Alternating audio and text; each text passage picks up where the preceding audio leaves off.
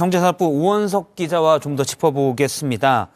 사실 저도 기억이 납니다. 문재인 정부 때 통계 논란이 많았습니다. 예전에는 고용 통계 논란이 좀 있었고 그래서 통계청장까지 바뀌지 않았었습니까?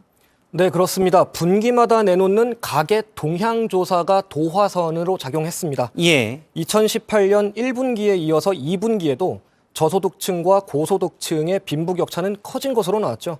소득주도 성장을 국정과제로 내건 문재인 정부 입장에서는 참 뼈아픈 대목이었는데요.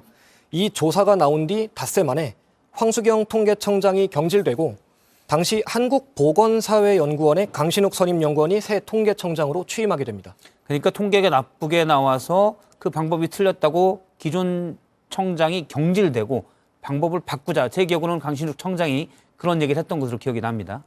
네, 맞습니다. 강신욱 청장은 취임 전에 통계청의 소득 통계에 문제가 있다는 취지의 내용을 담은 그런 보고서, 이른바 강신욱 보고서를 청와대에 제출했던 인물이죠. 예.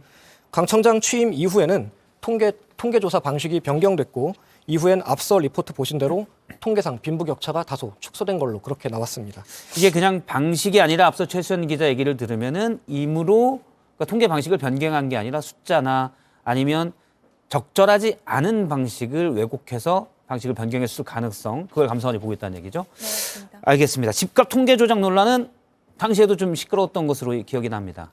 네, 맞습니다. 통상 국내 집값 통계조 가운데 가장 공신력 있다고 평가받는 게 KB국민은행이 내놓는 KB 시세입니다. 예.